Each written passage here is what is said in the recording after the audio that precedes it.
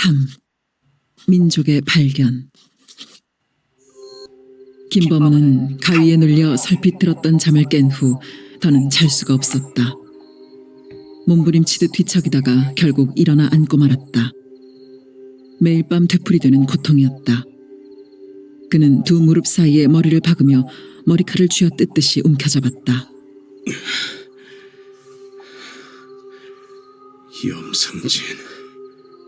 신음처럼 흘러나온 소리였다. 그의 기진맥진한 의식을 염상진은 줄기차게 따라붙으며 괴롭히고 있었다. 그날 이후 그의 의식은 예리한 칼질을 당한 것처럼 무수한 가닥으로 갈갈이 찢겨졌고, 그 가닥이나마 감추리려고 안간힘 하다 보면 어느새 염상진이 불쑥 나타나 마구 헝클어 놓고 말았다. 승패가 자명한 그 싸움에 시달리며 시름시름 죽어가고 있는 자신을 보고 있었다. 불면의 밤, 1초 1초를 넘길 때마다 몸속의 피가 한 방울씩 말라드는 것 같은 고통에 그는 신음했다. 매일 밤을 그렇게 보내다 보면 언젠가는 하얗게 표백된 껍질만 남은 죽음을 만나게 될 것만 같았다. 희게 박제된 허수아비 꼴의 죽음이 두려운 게 아니라 그 과정을 견뎌내기가 두려웠던 것이다. 그렇게 죽는 것보다 차라리 염상진이 휘두르는 몽둥이에 얻어맞아 팔이고 다리고 뚝뚝 부러지고 피 철철 흘리며 단숨에 죽고 싶었다. 그러면 염상진의 체세포 하나하나, 아니 뼛속 깊이까지 사무친 원한과 증오도 어느 정도는 풀릴 것 같았다. 그러나 염상진이란 사나이는 그렇게 감정적이고 단순하고 직물적이지 않았다. 김범우는 머리칼을 움켜잡았던 손을 풀었다. 그리고 느리게 손을 뻗쳐 담배를 집어 불을 붙였다. 심호흡을 하듯 담배 연기를 깊게 빨아들였다. 2번, 3번. 그의 혼란한 의식이 안개에 젖듯 여릿여릿 혼미하게 흔들렸다. 잠시 불투명하게 바뀌는 가벼운 최면 상태의 아늑함에 젖어 손가락 사이에 끼워진 담배를 멍하니 바라보았다. 어둠 속이어서 그런지 담배 끝에 매달린 불꽃의 색깔이 갓 피어난 아침꽃의 색깔처럼 싱싱하고 선명했다. 그는 무슨 예시처럼 그 두 가지 색깔이 지니는 공통점을 문득 깨달았다. 그건 생명감이었다. 불꽃, 타오르는 불꽃이 지니는 생명감. 그는 서둘러 담배를 입에 물고 깊게 빨아들였다. 그러나 그는 연기를 삼키지 않았고 두 눈동자는 빨갛게 타드는 담뱃불에 고정되어 있었다. 그 투명한 밝음과 싱싱한 색깔로 타는 불꽃에서 그는 염상진을 보고 있었다. 불꽃을 물고 타는 한 개비의 담배. 어쩌면 그건 바로 염상진인지도 모른다. 불꽃이 타오르는 정열로, 불꽃이 타오르는 생명력으로 자신이 신념하는 세계를 위해 타오르는 사나이. 그러나 불꽃이 다 타고 나면 무엇이 남는가? 그건 회색빛 제일 뿐이다. 그것만큼 완전한 허무가 또 어디 있을까? 그것은 불꽃의 현란한 생명력 때문에 더 완전한 허무가 되는 것이다. 염상진은 이 사실을 알고 있을까? 아니, 이런 발상부터가 뿌리 박힌 부르주아 근성이라고 일축해버릴지 모른다. 과연 인생이란 건 무언가? 그 유한할 수밖에 없는 삶. 어쩌면 담배 한 개비의 길이밖에 안 될지 모르는 과정을 살아내는 최선의 방법은 무엇인가? 염상진이 태우는 불꽃, 그건 사회주의 혁명 완수일 것이다. 염상진. 김범우는 또 신음하듯 염상진의 이름을 내며 새 담배에 불을 붙였다. 어디선지 가을벌레 우는 소리가 가늘면서도 예리한 음향으로 울리고 있었다. 그 음향에는 가을의 우수와 정막이 실려 있었다. 그 소리가 유난히 가슴 깊이 감겨오고 슬픈 허망감이 뭉클 솟는 걸 느끼며 김범우는 쓸쓸히 웃었다. 집을 도망쳐 나와 이렇게 살아있음의 의미가 무엇인지 그는 끝없이 서글프기만 했다. 범우, 빨리 피하게. 자네 춘무장 어르신은 몰라도 자네의 안전까지 내가 보장할 수는 없네. 자네한테 이런 말 미리 하는 것은 우정 때문이 아니네. 그날 밤 꼭 귀신처럼 느닷없이 나타난 염상진은 그 느닷없음과 똑같이 아무 설명 없이 이렇게 말했던 것이다. 김범우는 가슴이 쿵 무너지는 것과 동시에 그 말 뜻을 알아차렸다. 공산당 활동이 불법화되면서 염상진은 체포되어 1년형을 살고 나왔다. 그 다음부터는 잠잠하게 지내는 것 같았다. 그런데 금년 3월에 남한만의 단독 정부 수립을 위한 선거 실시가 공포되고 그 준비가 본격화되자 좌익계 반대 폭동이 전국적으로 극렬하게 일어났다. 그때 염상진은 지하 조직화되어 있던 부하들을 이끌고 경찰서를 습격했다. 그 실패로 7개월 동안 자취를 감추었던 그가 밤중에 느닷없이 나타난 것과 그 말하는 품의 당당함으로 보아 일이 벌어져도 크게 벌어졌음을 직감할 수 있었다. 형님, 무슨 말이오? 앉아서 차근차근 좀 말해보시오. 짐작만으로 될 일이 아니었다. 김범우는 염상진의 옷소매를 잡아 끌었다. 나 그럴 시간 없네. 간단하게 말해서 마침내 혁명의 날이 왔네. 이번에는 먼저 번 같은 것이 아니라 군인들과 힘이 합쳐진 결정적인 것이네. 그러지 말고 오늘 밤중으로 피하게. 내 말 우습게 알고 문기적이다가 체포되면은 그때 난 모르네. 이만 가네. 염상진은 눈빛을 번쩍 빛내고는 획 돌아섰다. 김범우는 그의 팔을 틀어잡았다. 체포되다니요. 그게 무슨 말입니까? 자네가 그걸 몰라서 묻는 것인가? 혁명에 필수적으로 따르는 숙청을 말이오. 김범우는 염상진의 냉담한 말투에서 핏빛 살기를 느꼈다. 체포, 혁명, 숙청. 그런 단어 탓만이 아니었다. 염상진의 수염이 까칠하게 돋은 견고한 얼굴, 떼국에 저은 옷, 그런 것들이 한꺼번에 풍겨내고 있는 살기였다. 그런데 어찌 우리 아버님은 괜찮다는 겁니까? 나 바쁘다니까. 염상진은 김범우의 손을 뿌리쳤다. 김범우는 비척하며 놓친 팔을 다시 붙들었다. 형님, 말해야 합니다. 날 그리 못 믿겠으면 아버님 모시고 함께 피해. 염상진은 경멸적인 웃음을 입가에 차갑게 물고 있었다. 못 믿는 게 아니고 나는 안 되고 아버님은 괜찮은 게 이해가 안 되는 겁니다. 자네가 알 턱이 없지. 그것은 인민이 정하는 기준이니까. 염상진은 김범우의 손을 뿌리치고 나갔다. 그는 더 이상 염상진을 붙들 기력이 없었다. 자네한테 이런 말 미리 하는 것은 우정 때문이 아니네. 염상진의 말이 귀청을 찢을 것처럼 왕왕왕 울려대고 있었다. 그 말 뜻을 도무지 해득할 수가 없었다. 우정 때문이 아니라면 그럼 무슨 공적 때문인가? 언제라고 한번 자신이 그들의 일을 도운 적이 있었던가? 그런 일은 전혀 없었다. 그동안 자신이 취해왔던 언행은 직접은 아닐지라도 간접적으로 방해가 되었으면 되었지 도움은 주지 않았을 것이다. 그와의 교부는 20년이 넘는 세월에 걸쳐 있었고 자신은 언제부터인지 모르게 그를 형님이라 호칭하게 되었던 것이다. 그런데 그는 굳이 우정 때문이 아니라고 못 받고 있었다. 우정 때문인 탓에 그는 그것을 부인하려는 것은 아니었을까. 혁명의 적으로 마땅히 숙청해야 될 존재를 사사로운 정분에 의해 피신시킨다는 것은 분명 죄악일 터였다. 그래서 그는 스스로 죄의식을 느끼지 않을 어떤 명분을 찾아내고 우정이 아님을 강조한 것은 아닐까. 그러나 그 명분이 객관적 힘이 없다는 것은 자네의 안전까지 나가 보장할 수는 없네. 내 말 우습게 알고 문기적이다가 체포되면은 그땐 나는 모르네. 한 그의 말이 충분히 입증하고 있었다. 그러면 아버지의 안전을 보장할 수 있는 객관적 명분은 어떤 것인가? 아버지가 읍내에서 손꼽히는 지주 중에 한 사람인 것은 강아지도 다 아는 사실이 아닌가? 그건 인민이 정하는 기준이니까. 김범우는 다시 원점으로 돌아왔다. 인민이 정하는 기준, 그건 넘어설 수 없는 난해한 벽이었다. 그리고 인민이라는 단어는 야릇한 불안감을 몰아왔다. 김범우는 서둘러 안채로 갔다. 그래, 상진이가 시키는 대로 니네 얼른 피해라. 김사용은 미간에 고립해도록 내리감았던 눈을 뜨며 결론 짓듯이 말했다. 김범우는 그런 아버지의 태도에서 괴로운 체념을 발견하고 있었다. 그건 격변하는 시대의 물결에 부딪히며 최근 몇 년을 살아낸 아버지의 탈진한 모습이기도 했다. 아버님은 어쩌시고요? 김사용은 다시 눈을 내리감았다. 김범우는 그 침묵이 아님을 알고 있었다. 염상진의 말을 전적으로 믿을 수가 없습니다. 사람이 많이 변해 있어요. 걱정 말고 니는 얼른 채비해라.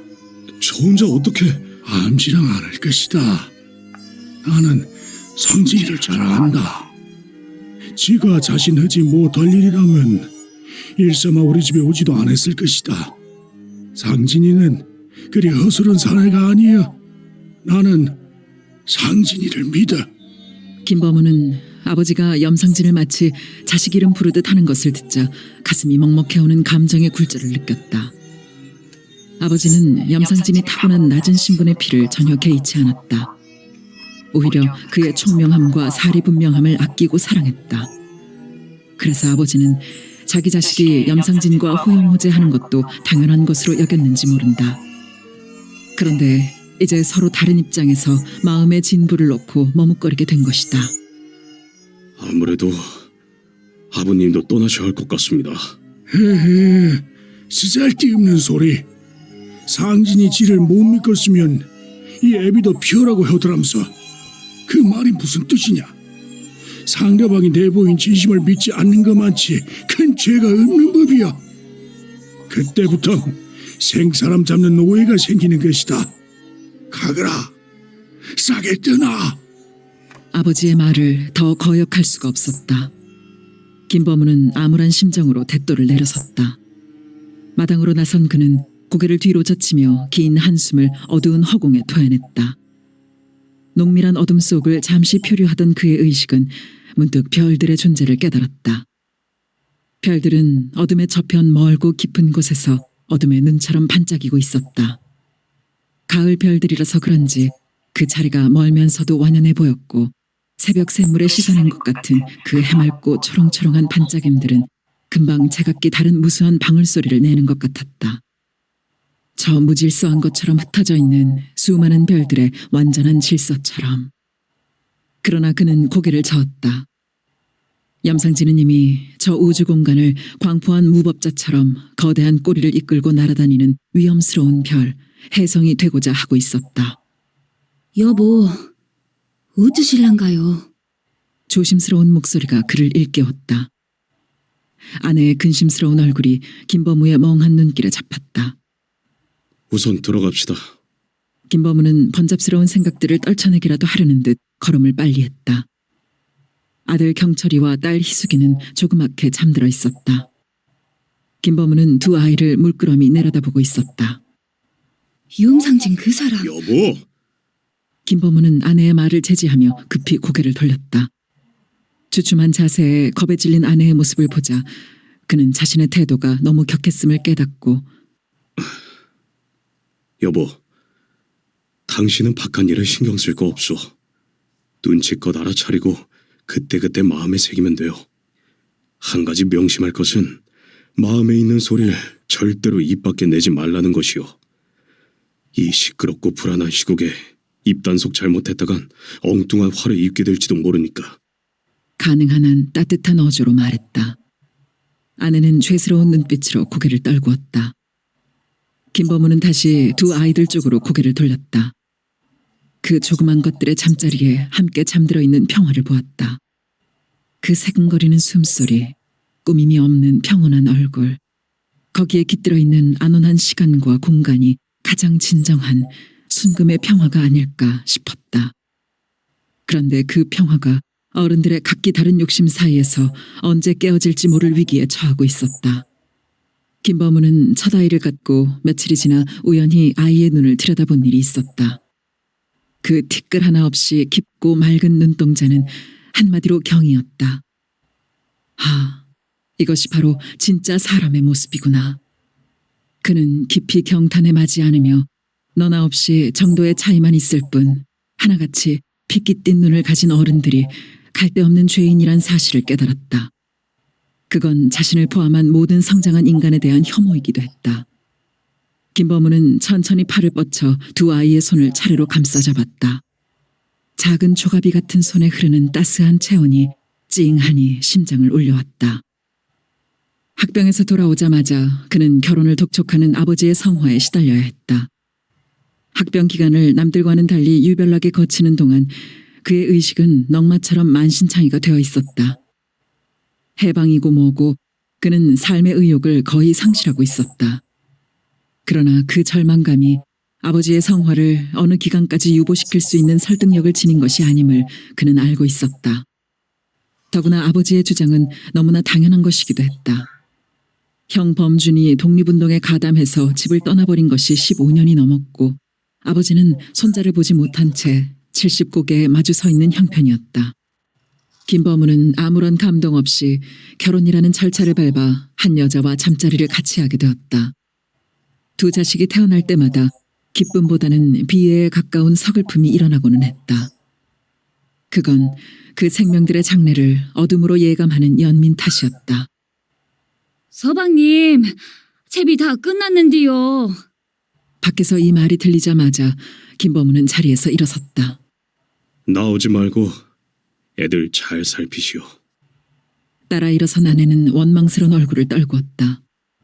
김범우는 아버지가 정한 거처인 대박골 문서방 집을 향해 20리 밤길을 걸어야 했다.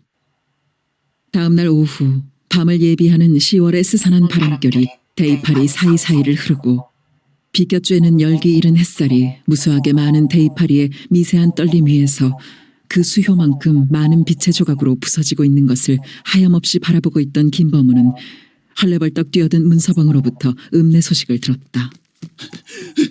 서방님, 작은 서방님, 읍내에 생난리가 터져버렸구만요.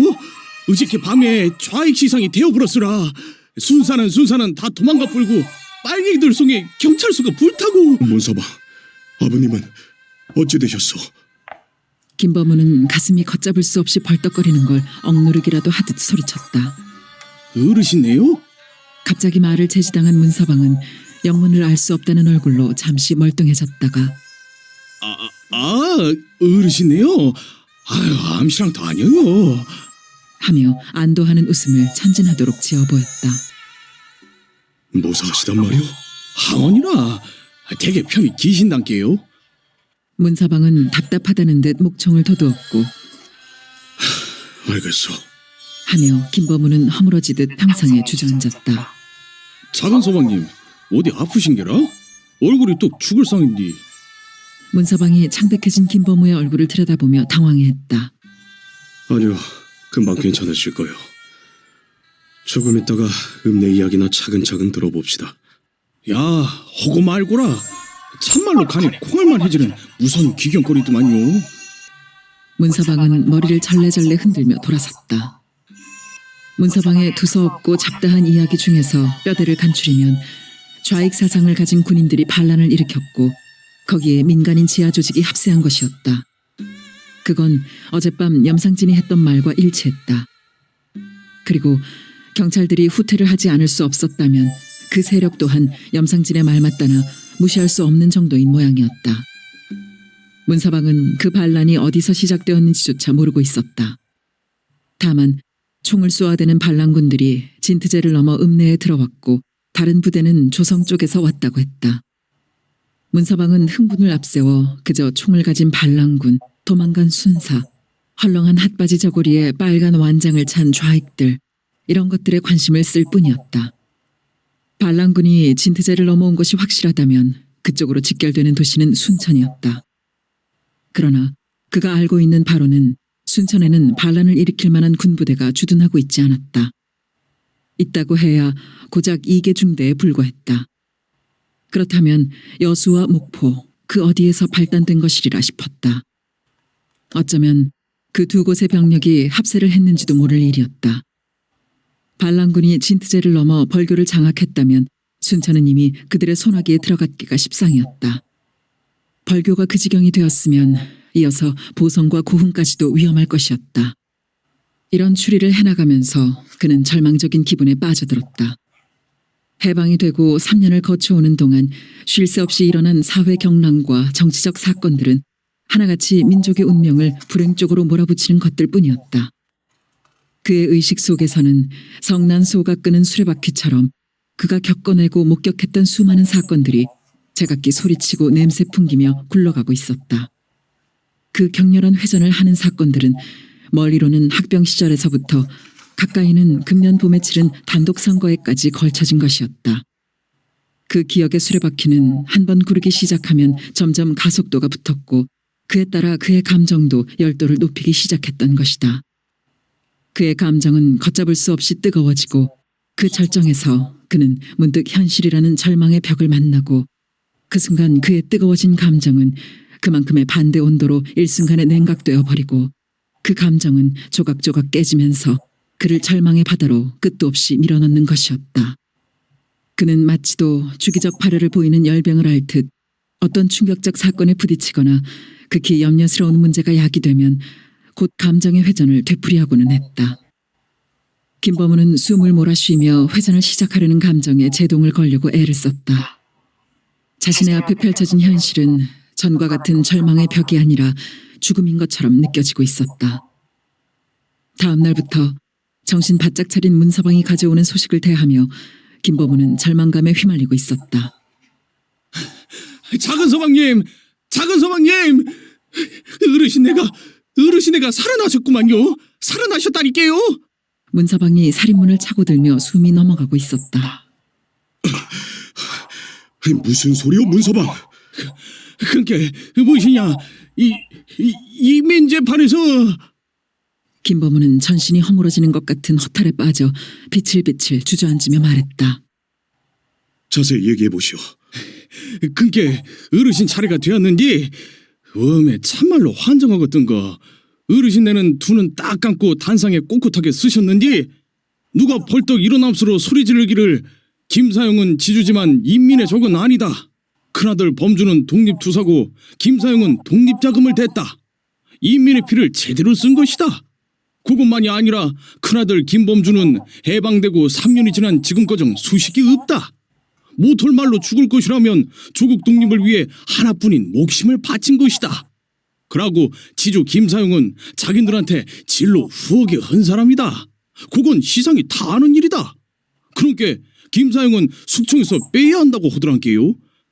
그 말을 위원장이 접수한다고 발표하고는 또 모인 사람들한테 어떻게 흘런가 묻더만요. 웜에 그때 사람 미치겠던 거. 근데 여기저기서 옳소 하는 소리가 터짐수로 박수를 안 치겠소. 웜에 나는 이때다 싶어 목구멍이 찢어져라 옳소 소리 지르고 손바닥에 떨어져 나가거나 박수를 쳤구만요. 그래서 어르신의 화를 면하시고 단상을 내려오시는데 지가 쫓아가 어르신을 부죽함시로 얼마나 죄스럽고 눈물이 나든지.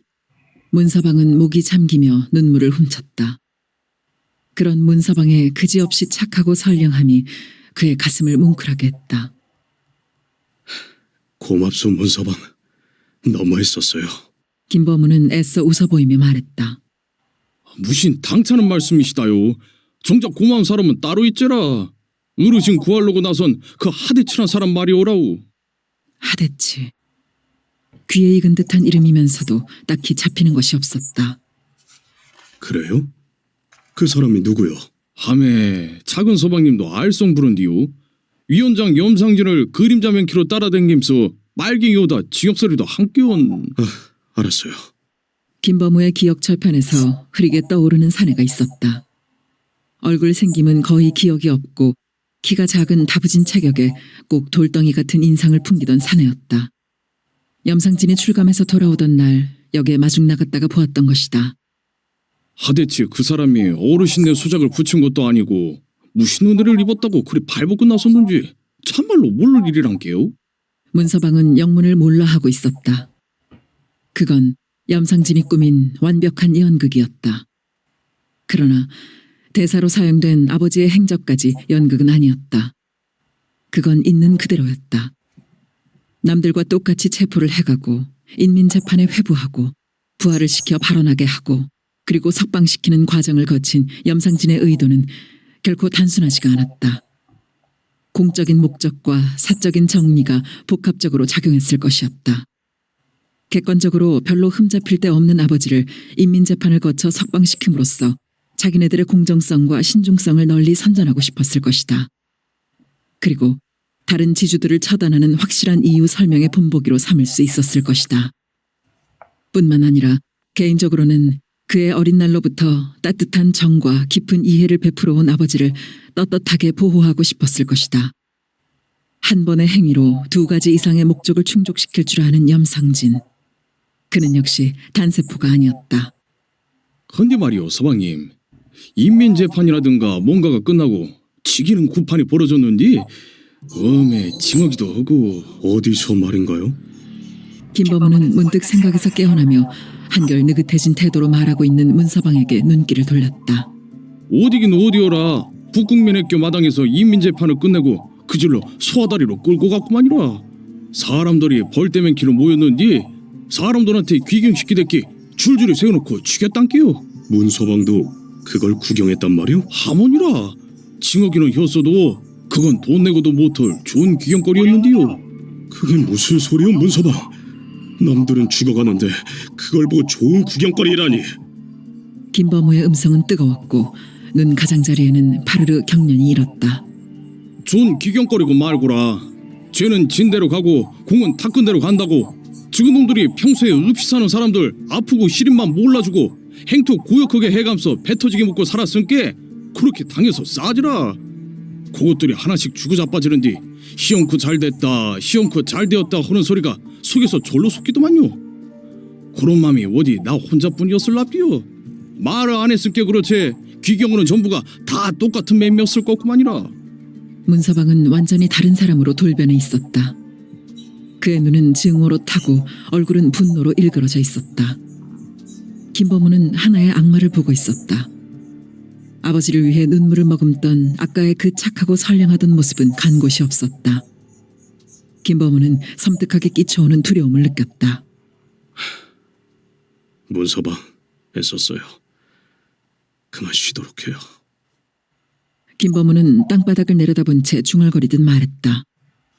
문서방이 돌아서고 나서도 김범우는 의식의 공백 속에 빠져 있었다. 그는 사고를 정리하려 했지만 뜻대로 되지 않았다. 전혀 다른 두 모습의 문서방. 그 어느 쪽이 진짜인가? 어떻게 한 사람이 그렇게 표변할 수 있는가? 그 어느 쪽이 진실인가? 사람이 어떻게 그토록 이중적일 수 있을까? 그때 퍼뜩 떠오르는 말이 있었다. 있는 자들은 자기들만 사람인 줄 알지. 더러 그렇지 않은 우등생도 있지만 말이오. 난 그 단순한 자만을 고맙게 생각하네. 거기에 우리가 설 자리가 있고 그것이 그들 스스로가 빠져들어갈 함정이니까. 염상진의 말이었다. 그렇다. 인간은 복합적 사고와 다양한 감정의 줄기를 소유한 동물이다. 문서방의 전혀 다른 두 모습은 그런 인간의 속성이 표출된 것일 뿐이다. 그러므로 그 두 가지 모습은 다 문서방의 참모습인 것이다. 인간의 마음속에는 선과 악이 공존하면서 외부의 영향과 상황에 따라 그것은 반응하는 것이다. 문서방은 아버지에게는 선한 인간으로 반응했고 다른 사람들에게는 악한 인간으로 반응한 것뿐이다. 만약 아버지가 악한 지주였다면 문서방은 여지없이 악한 반응을 보였을 것이다. 그러므로 문서방의 악은 악이 아니라 선인 것이었다. 염상진의 자신감 넘치는 얼굴이 확대되어 오고 있었다. 문서방은 연거푸 이틀을 끔찍한 소식만 가지고 왔다. 김범우는 속이 메스꺼리다 못해 생목이 치밀어 오르는 것을 견뎌내며 문서방의 이야기를 다 들었다. 죽이는 자와 죽는 자가 대치한 현장. 그 빛과 어둠으로 양분된 극단의 행위에 대한 이야기를 듣는 것만이 현재로서 자신이 할 수 있는 유일한 일이었다. 소아다리 아래 갯물이고 갯바닥이고 시체가 질펀하게 널렸는데 아이고 매 인자 징여서 더 못 보겠구만이라. 재미가 오진 사카스도 똑같은 거 두 번씩 보면 질리는 법인데 사람 죽이는 거 날이 날마동 보자니께 환정하겠구만요. 그러고 그 사람들이 가난하고 배고픈 사람들 편이란 게 나쁠 것은 없는데 사람도 지각각 죄도 지각각이라고 사람마동 진재가 닮을 것인데 어째서 마구제비로 죽이기만 하는지 날이 갈수록 그 사람들이 무서짐수로 살살 겁이 난단께요. 김범우는 놀란 눈으로 문서방을 건너다보고 있었다. 그건 바로 염상진이가 빠지고 있는 함정이었다. 염상진이 문서방의 말을 들었으면 무엇라고 할 것인지 궁금했다. 그러나 김범우는 염상진의 그런 과감하면서 격렬한 행동 전개를 비난하거나 비판하고 싶지는 않았다. 그는 개인이 아니라 사회주의 혁명을 추진하는 조직 속의 일부였던 것이다. 그의 행동이 그렇게 전개되고 있는 것은 전체 조직의 통일된 방법이었고 그런 방법이 동원되기까지는 현실적인 필연성과 당위성이 엄연했던 것이다. 결과적으로 그들이 무장투쟁을 전개하지 않을 수 없는 것은 미군정의 무력 탄압에 그 명백한 원인이 있었다. 그러니까 그들의 행위를 폭력으로 간주하더라도 그건 어디까지나 방어적 폭력이었고 상대적 폭력이었다. 미군정은 여운형의 조선인민공화국 부인, 친일파 핵심 세력인 한민당의 옹호, 민족 반역 세력인 군경찰 출신들의 재등용 비호, 공산당 활동 불법화, 청년단 구성과 백색 테러 감행, 공산당원들의 무차별 체포와 조직 파괴 공작, 남한 단독 정부 수립으로 이어지는 폭력 행위를 조직적이고 단계적으로 시행해 왔던 것이다. 그 과정을 거치면서 남로당은 지하 활동 속에서도 순환과 피해로 얼룩진 세월을 살지 않을 수가 없었다. 무차별한 폭력 앞에 자기를 지킬 수 있는 방법, 그것은 또 다른 폭력밖에 없는 것이었다. 그러나 그 결과는 제국주의적 지배술수에 말려든 것일 수 있었고 군정이 더 가혹한 폭력을 행사할 수 있는 타당성과 근거를 만들어주는 것일 수도 있었다. 그리고 이쪽의 폭력이 상대의 폭력을 이기지 못할 때 그건 자멸의 길을 재촉하는 것일 뿐이었다. 그게 폭력의 생리이고 법칙이었다. 염상진이나 그 조직은 이번에 일으킨 행동으로 과연 미군을 이길 수 있다고 생각한 것이었을까? 김범우는 자신이 귀국해서 벌이게 되었던 논쟁을 지금쯤 염상진이 어떻게 생각하고 있을 것인지 궁금했다. 그때 자신이 예상했고 주장했던 것처럼 군정은 치밀하고 철저하게 공산당 파괴로 일관해 왔던 것이다. 그리고 남로당은 그 피해를 고스란히 입어오고 있었다. 10일 폭동, 27 구국투쟁, 4.3 사건을 거치면서 조직의 약체화로 치달아온 것이었다. 그러면서도 염상진은 자신들의 방법이 옳다고 생각하고 있을 것인가? 김범우는 그 방어적 폭력의 외로움과 한계성이 너무 답답할 뿐이었다. 그렇게 하루하루를 보내면서 김범우의 불면증은 점점 깊어갔다. 김범우는 1943년의 막바지 12월을 방에서만 보내고 있었다. 그의 마음은 겨울 들판처럼 황량했고 겨울 하늘처럼 음울하게 가라앉아 있었다. 그의 유일한 일과는 해걸음이 되어 집을 나서서 중도 방죽을 한정없이 걷다가 어둠에 묻혀 돌아오는 산책뿐이었다. 1944년 1월 5일은 그를 기다리고 있었고 그는 최소한 그때까지는 생존해야 할 의무를 가지고 있었다. 그건 학도병을 나가지 않을 수 없는 사면초가의 상황과 맞걸리고 있었다. 만약 삶을 내던지기로 작심했다 하더라도 그건 어디까지나 그날을 넘긴 다음에 할 일이었다. 겨울방학이 되어 동경에서 돌아왔을 때는 이미 학병 참전이 피할 수 없도록 되어 있었다. 그의 아버지 김사용은 벌써 수차에 걸쳐 경찰서에 불려다닌 다음이었다. 경찰서에서 김사용을 호출한 것은 전에 없던 일이었다. 큰아들 김범준이 독립운동을 하고 있다는 것을 읍내 사람들은 누구 하나 입에 담지 않았지만 그 사실을 모르는 사람은 하나도 없었다. 그럼에도 불구하고 경찰서장은 김사용과 함께 활을 쏘거나 꿩사냥을 다니거나 할 정도로 친분 관계를 유지하고 있었다. 그리고 김사용은 엄청나게 많은 돈을 일본에 희사했다는 소문이 왓짝 퍼졌다가는 금세 사라지고는 했다. 사람들은 약속이나 한 것처럼 그 소문을 빨리 감추려 했고 그때마다 김사용을 욕하기는커녕 장한 사람으로 마음에 새겼다. 그건 모두 독립운동하는 아들로 인해 치르는 고역이라는 것을 알고 있었던 것이다. 김사용을 호출한 경찰서장의 태도는 완강했다. 작은 아들을 학병에 내보내지 않으면 큰아들의 행위를 공개 수사에 붙이고 김사용에게도 연대 책임을 묻겠다는 것이었다. 김사용의 그 어떤 제의도 받아들여지지 않았고 작은아들이 귀국할 때까지 기다리자는 엉거주춤한 유보를 해놓은 상태였다. 김범우는 어머니를 통해서 사건 전말을 듣고 나서 곧 마음을 작정하고 말았다. 학병에 나가는 길밖에 없었다. 형은 독립운동을 하고 동생은 학병으로 참전해야 하는 기구함을 되씹으며 밤을 새웠다. 그리고 아침 일찍 경찰서장을 만나러 갔다. 경찰서장 앞에서 학병 지원서를 썼다. 그런 다음 김범우는 그 사실을 아버지께 말했다. 김사용은 방바닥에 시선을 떨군 채 미동도 하지 않았다. 차마 작은 아들을 바라볼 면목이 없었고 무슨 말을 해야 좋을지 알 수가 없었던 것이다. 염상진이 불쑥 찾아든 것은 금음날 밤이었다.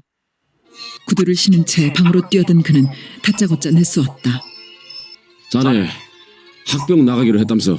형님, 이거 어쩐 일이오? 지금 어디서 오는 길이오? 가세. 개돼지처럼 끌려간 날만 기다리지 말고 나하고 가세. 염상진의 기세는 곧 김범우를 끌고 나갈 것처럼 열받쳐 있었다.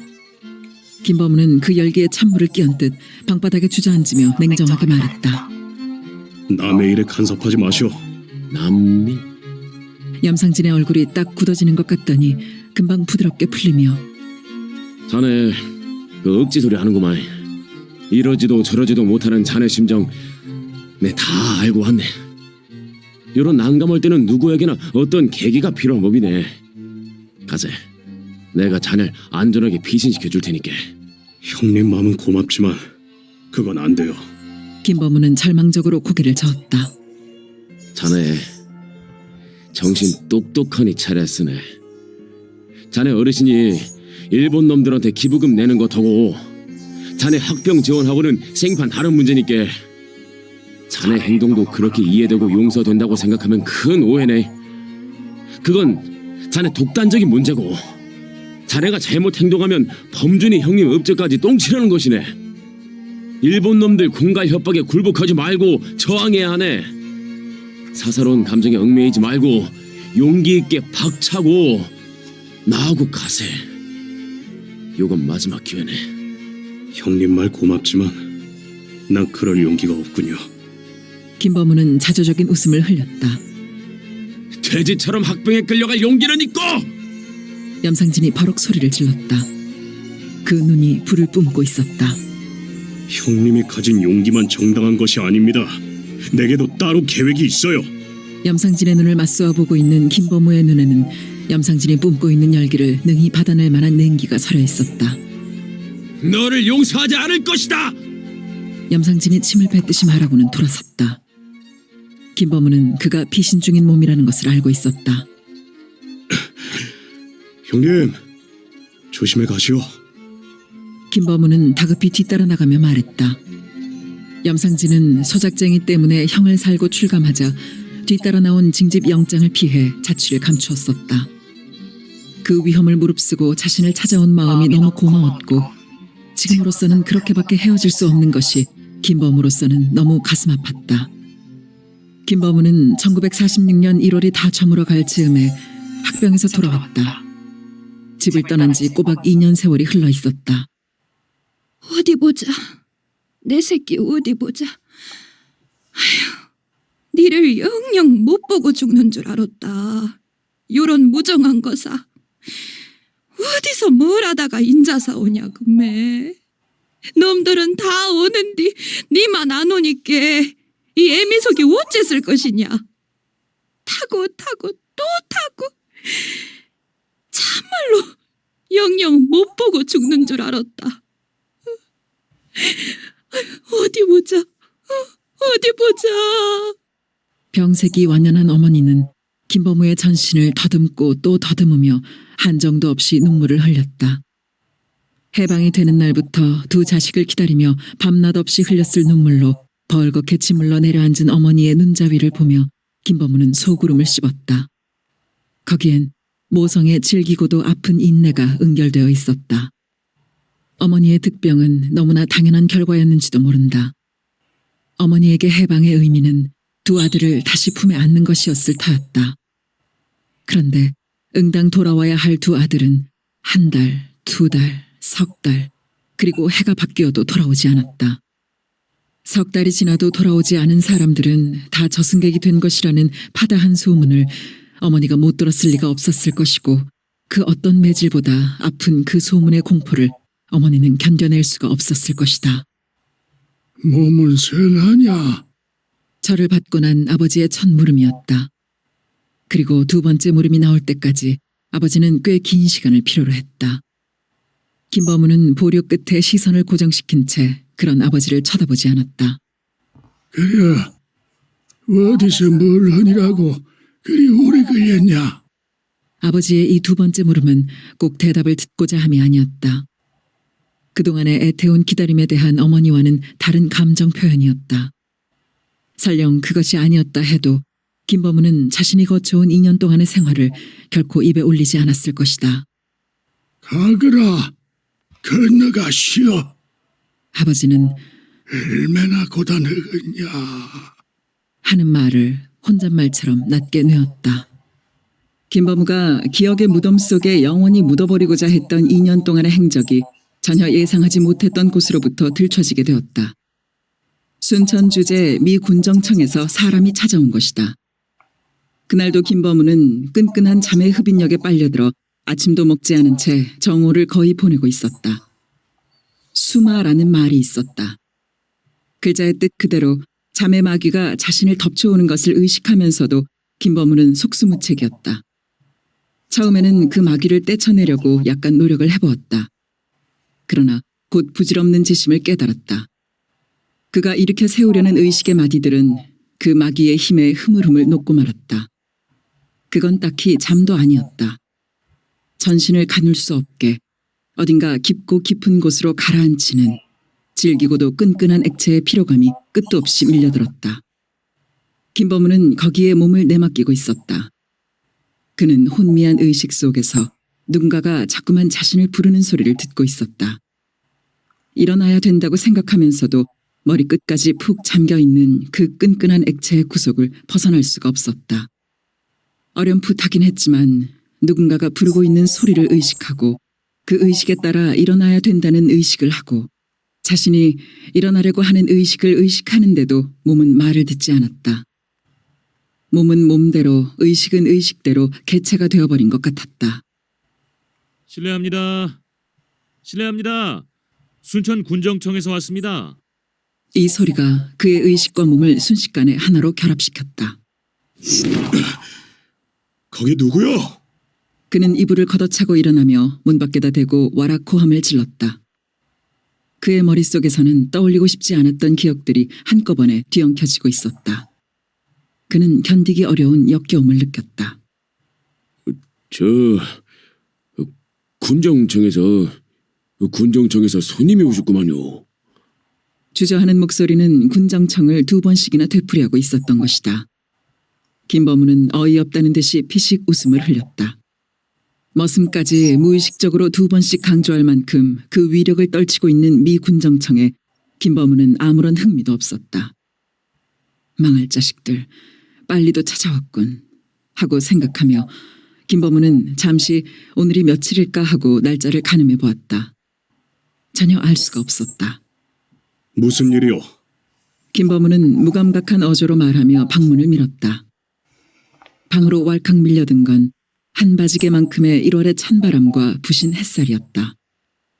그는 숨을 흡 들이마시며 눈을 가늘게 떴다. 햇살을 맞받아 자꾸만 좁아지려는 그의 시야에 머슴과 함께 한 사내가 서 있었다. 안녕하십니까, 김 선생님. 사내는 입심 좋게 허리를 반으로 푹 꺾으며 인사했다. 김 선생님? 어이없어 코웃음이 터지려는 것을 김범우는 꾹 눌렀다. 30 되어 보이는 나이에 어울리지 않는 사내의 넉살이 역겨웠다. 나흘 전에 돌아오셨더군요. 그동안 편히 쉬셨습니까? 김범우는 사내의 말을 듣고 벌써 그렇게 되었나 하고 깨달았다. 자신은 나흘 동안 줄곧 수마에 붙들려 시간을 망각하고 있었던 것이다. 서너 번 밥상을 대하고 몇 차례 변소를 가고는 했지만 그런 행위는 모두 잠에 취한 채 행해진 것에 불과했다. 김범우는 비로소 확실해진 시간을 의식하며 사내를 향해서 똑바로 시선을 던졌다. 사내의 어조는 지극히 부드럽고 예의 바른 것 같았다. 그러나 그 어감은 정반대였다. 우리는 당신에 대해서 모든 걸 다 알고 있습니다. 이제 잠은 그만 자는 게 어떨까요? 사내의 어감은 이런 의미를 여실하게 드러내고 있었다. 사내는 김범우의 눈초리를 의식했는지 흐트러지지도 않은 자세를 다시 고쳐 똑바로 섰다. 저는 군정청에 근무하는 한창길입니다. 청장이신 화이트 데이님께서 김 선생님을 모시고 오라는 분부를 받들어 여기까지 왔습니다. 사내가 경직된 음성으로 숨도 쉬지 않는 것처럼 한달음에 용건을 쏟아놓았다. 김범우는 또 해설픈 코웃음이 나오려는 것을 눌렀다. 사내는 배고픈 고양이처럼 영악하게 영리한 친구였다. 상대방의 기분 변화를 예민하게 간파하고 거기에 맞춰 자신의 언행의 명암을 뒤바꿔가는 기민성을 보이고 있었다. 직책이 뭐냐고 물어볼까 하는 짓궂은 생각이 떠올랐지만 김범우는 그만두기로 했다. 자신의 육감이 틀리지 않는다면 그 위인의 됨됨이로 보아 양지지향성 식물처럼 벌써 여러 번의 배신적 변신을 꾀한 넝마 같은 녀석일 게 뻔했다. 급히 모시고 오라는 분부였습니다. 사내는 김범우의 눈길을 견뎌내기가 곤혹스러웠던지 불쑥 말했다. 분부라. 그거 어느 나라 말이오? 김범우의 입가에는 비웃음이 물려 있었다. 네? 그건 옛날 양반 찌끄레기들이 쓰기 좋아했던 말이오. 요새 말로 하자면 명령이 되겠는데 그 명령을 나한테 한 거요? 아니면 형씨한테 한 거요? 그것이 그런 게 당황한 사내의 입에서는 굳이 쓰기를 피하던 사투리가 튀어나왔다. 형씨 말대로 나를 모시고 오라고 했다니까 그 명령이 나한테 한 것은 아닌 게 분명한 것 같소.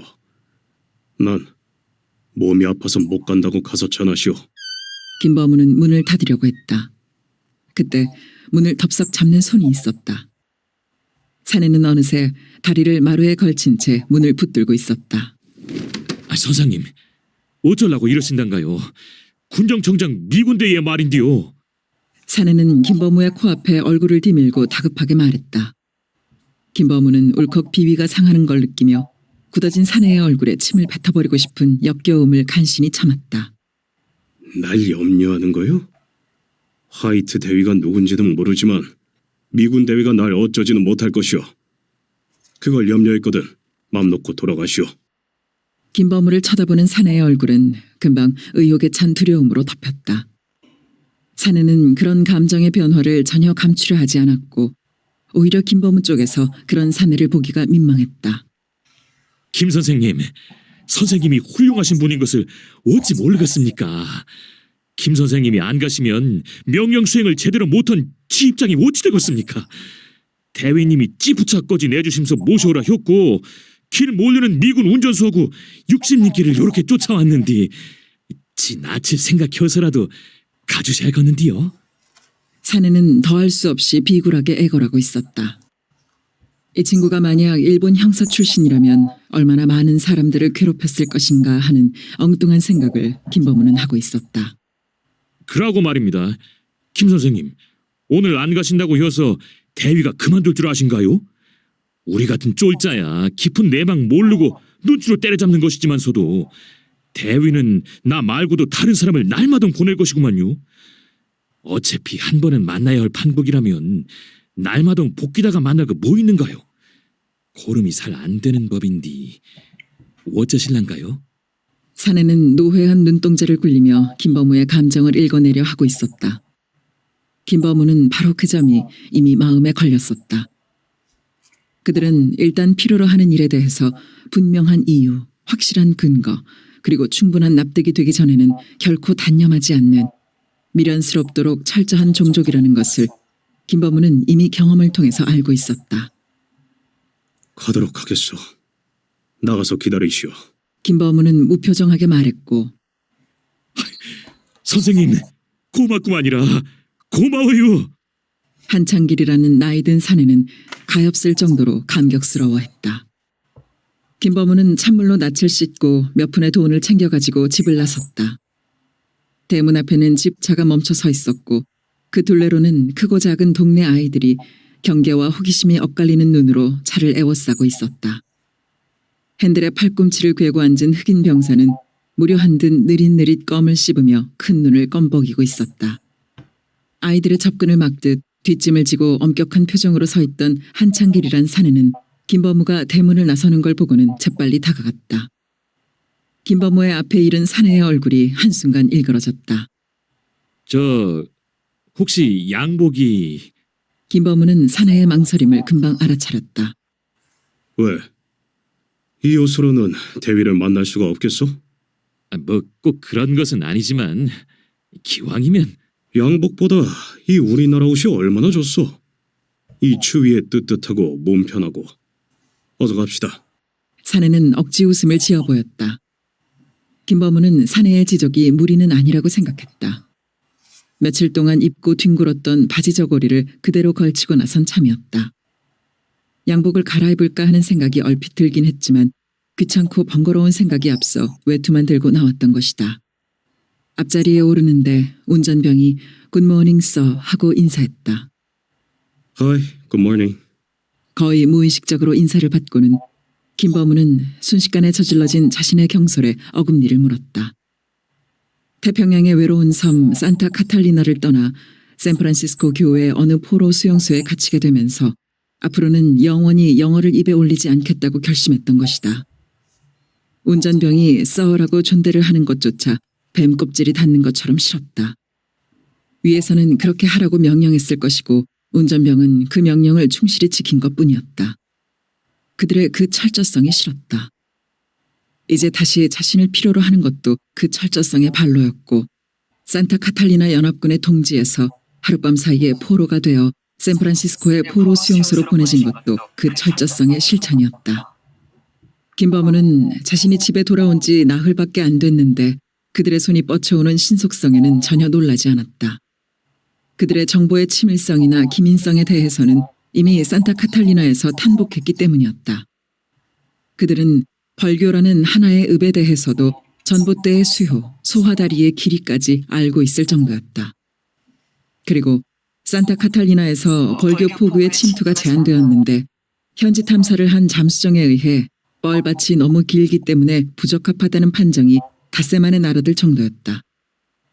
로스앤젤레스의 근해 산타 카탈리나 섬과 한반도의 구석 벌교 포구와의 거리감으로는 상상도 할 수 없는 일이었다. 김 선생님은 미국서 사셨는가요? 차가 진트제를 올라가고 있을 때 뒷자리에 앉아있던 사내가 뭔가를 좀 알아야 되겠다는 듯 마침내 은근하게 물어왔다. 아무것도 알려고 하지 마시오. 그건 형씨의 임무 바뀌니까. 김범우는 찬바람이 휙 끼칠 만큼 매정하게 잘랐다. 사내는 흠칫 놀라며 긴장했다. 그리고 다음 순간 왠지 모르게 턱없이 거만하게 느껴지는 김범우의 뒤통수를 사납게 노려보며 사내는 마구 욕을 퍼대고 있었다. 족같은 놈 지랄하고 자빠졌네. 대갱이의 피도 안 모른 새끼가 영어줄이나 집을리는 모양인디 지미를 어디 두고 보자잉. 언제고 내 손에 걸려들면 뼈다구를 쌈뻑하게 추려볼 것인게. 아우 톰슨, 이렇게 만나게 되어 정말 반갑소. 화이트 대위는 그들 특유의 약간은 허풍스럽고 무절제한 것 같은 몸짓을 지으며 김범우를 맞이했다. 자신을 굳이 톰슨이라고 부르는 것에 김범우는 냉소를 보였다. 일부러 그렇게 호칭함으로써 유대감을 상기시키고 자기네의 관심의 도를 나타내고 이쪽의 마음을 일거에 사로잡으려는 그들의 철저성이 잘 드러난 행동이었다. 안녕하십니까, 화이트 대위님. 용건에 들어가기에 앞서 한 가지 분명히 해둘 게 있습니다. 내 호칭에 대해서입니다. 나는 톰슨이 아닙니다. 그 이름은 산타 카탈리나 섬을 떠나면서 있도록 되어 있던 이름이었습니다. 나는 이제 OSS 첩보 훈련원 톰슨이 아니라 조선인 김범우라는 사람인 것을 확실히 구분해 주시기 바랍니다. 김범우는 일부러 사무적인 태도를 취하며 딱딱하게 말했다. 그들이 톰슨이란 호칭으로 얽고자 하는 그물을 미리 막을 필요가 있었다. 화이트 대위는 예상하지 못했던 공격이었던지 무척 당황하는 태도를 감추지 못했다. 그 점은 내 실수였어, 미스터 킴. 기분 나쁘게 했다면 내 사과하겠어요. 난 단순히 반가워서 사용해본 이름일 뿐이었어. 역시 그들다운 솔직하고도 능란한 제스처를 화이트 대위는 잊지 않았다.